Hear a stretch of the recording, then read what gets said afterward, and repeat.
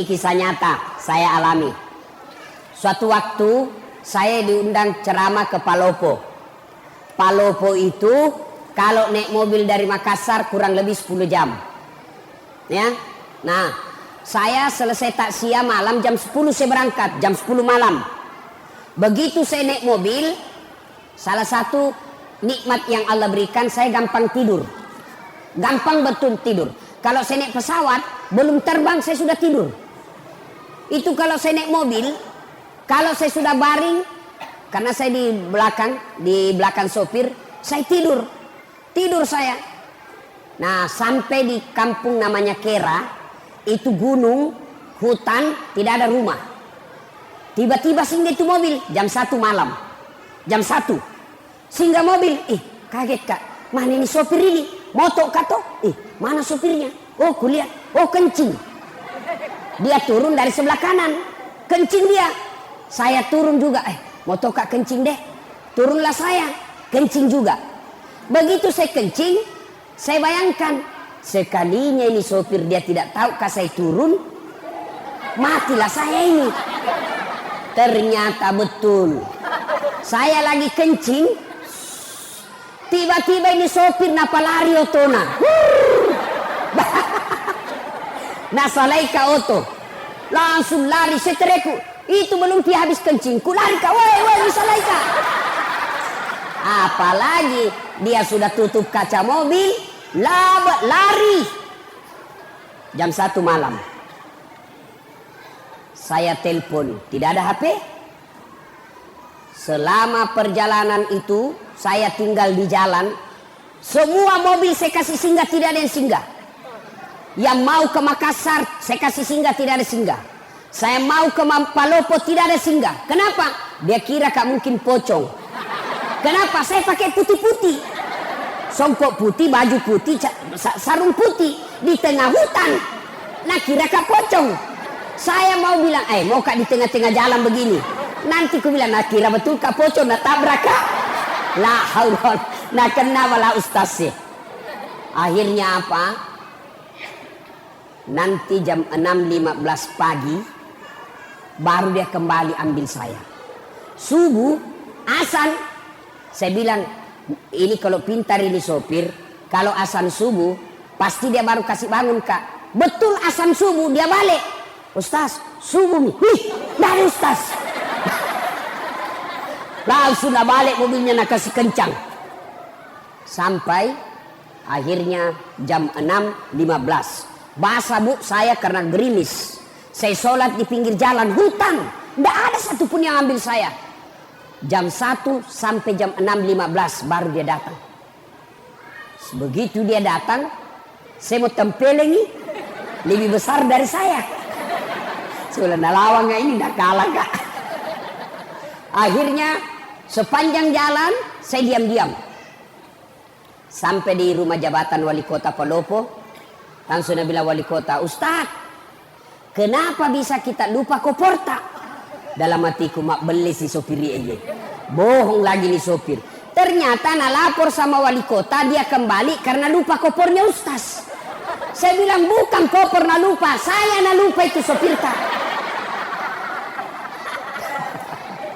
Akhirnya apa? Sudah. Pas saya mau pulang, datang lagi tuh sopir. Itu lagi sopir. Mau antar kak pulang. Saya bilang sama wali kota, Pak Wali, saya sudah maafkan ini sopir tak. Tapi jangan lagi diantar kak.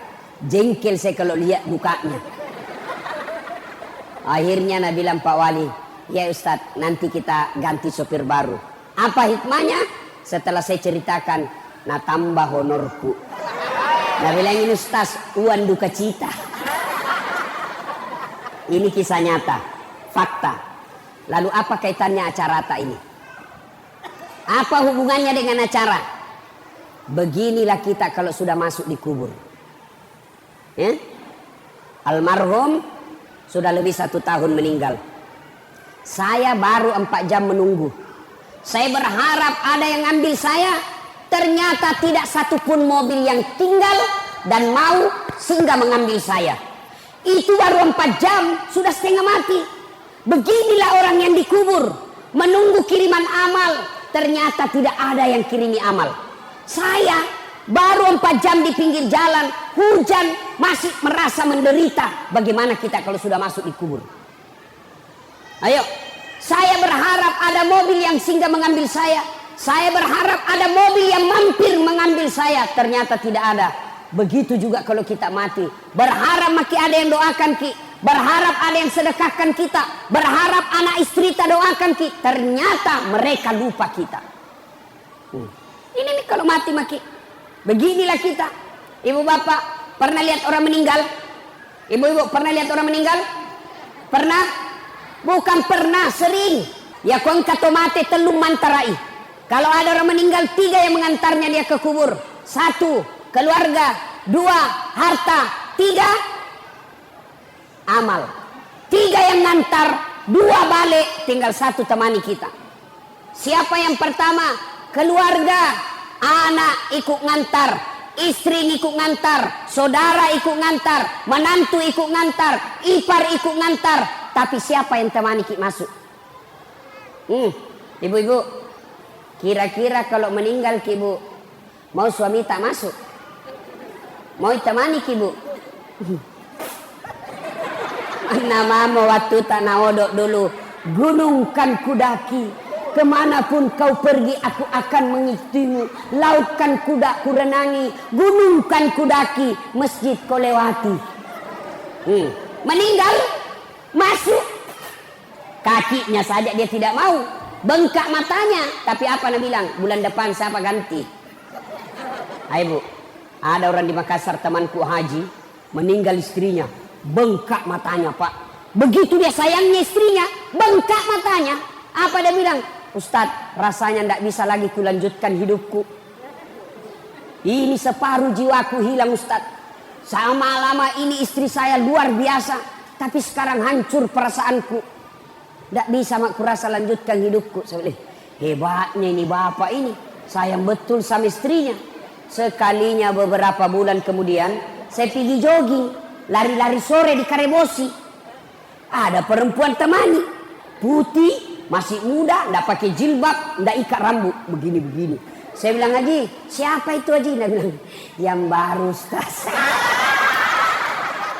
Apa ya? Bu, ini ibu-ibu, kalau mati Ki, yang sudah muka-muka sakaratil maut, siapa doakan Ki? Siapa yang masuk temani kita? Amal keluarga tidak bakal dia akan ikut. Yang kedua, yang temani kita ke alam kubur, apa itu? Harta kita. Mobil kita setengah mati kita cicil, rumah kita setengah mati kita cicil, harta-harta motor kita semua datang, karpet pun ada ikut mengantar kita, cerek-cerek ikut mengantar kita. Tapi begitu masuk di kubur, ada kira-kira masuk harta? Ini yang tebal-tebal cincinnya, yang tebal-tebal emasnya masuk. Siapa yang punya itu harta tak? Cincin, gelang, anting-anting, siapa yang miliki? Anak mantu. Ya kalau anak mantu tak baik, kalau anak mantu tak juga tidak sholat, setengah mati kita cari harta, ternyata masuk di kubur tidak ada yang temani kita. Tidak mentang-mentang dia kaya, banyak tambangnya, banyak pesawatnya, banyak bisnisnya, meninggal, apa nak bilang anaknya? Kasih masukan kita HP supaya bisa meng-SMS. Enggak, jangankan HP, jangankan baju, jangankan celana, jangankan serban, semua tidak ikut. Hanya satu yang ikuti kita. Apa? Kain kafan.